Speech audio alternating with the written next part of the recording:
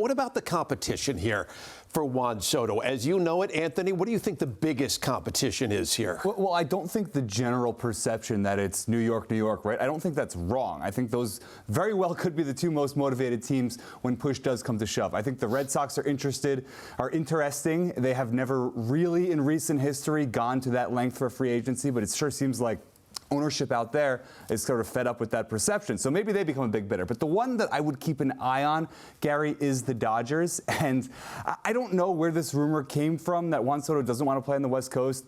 I've never heard him say it. I've never heard Scott Boras say it. What I do know is that every time the Dodgers have really wanted someone over the last decade, they've kind of gotten them. Yes. And you're talking about some of the biggest stars in the game, so I would not count the Dodgers out until this thing is signed, sealed, delivered somewhere else. Oh, I still think this is the Mets' race to lose here. I think it's been that way recently because I thought the Yankees were the ones with a really good shot, with their success this year and the money, clearly.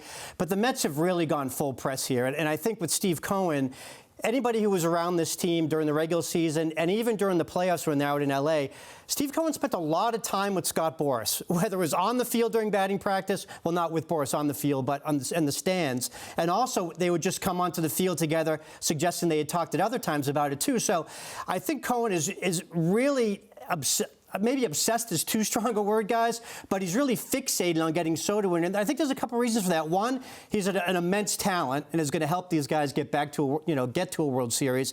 And two, I think he's really the key to getting people back into the building for the Mets. He's really that kind of box office guy that they've been searching for a while now that they really haven't had. I mean, who's kind of the last top of the market guy they've signed to a long-term deal? Do we go back to Carlos Beltran maybe all those years ago? So I think he sees him as box office, a way to get Citi Field back with that star power again. And when it comes to that, Boras will speak to this too. He'll always tell these guys what a great business investment it is and what it means ticket-wise.